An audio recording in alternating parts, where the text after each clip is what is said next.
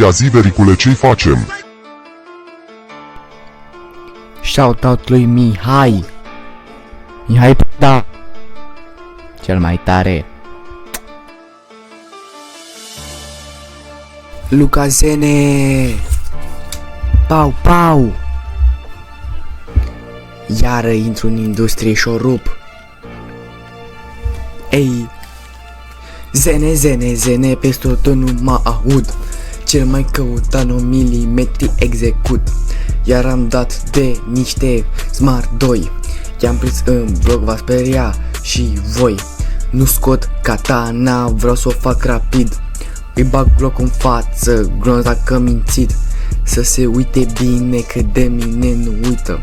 Zranță, eu sunt Zene, alta vrea să. Nu vorbesc urât, sunt legal la mâini. Am garda pe mine și mă dau la câini. Iar răspund prostii, mă ia garda pe sus. Mă ceartă de la gardul școlii, mă uit la ea confuz. Zene, Zene, Zene, se aude în difuzoare. Mai dau jos o ușă, ăla vrea să mă omoare. L-am pus în genunchi la el în apartament. I-am pus glocul în față, te crezi că am dement. Zene, Zene, Zene, se aude în difuzoare. Mai dau jos o ușă, ăla vrea să mă omoare. L-am pus în genunchi la el în apartament. I-am pus glocul în față, te crezi că am dement. Sunt 50 de oameni ai mei, fac 50. Bețe în picioare, eu le-am în buzunare. Pis de pe lângă tine, nu se compar pe lângă mine. Încerca să fiți ca mine, Zene modelie. Am dat dis la o țară întreagă.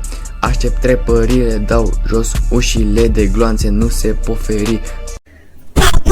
Mă mai semnez, mă știe în București că eu, Luca Zene, Pizo, te-am prins în cartier și deja alergi. Dis, să se știe clar, nu-i piesă normală, v-am dat dis la toți fraierilor. Ne vedem în Berceni. V-am pupat.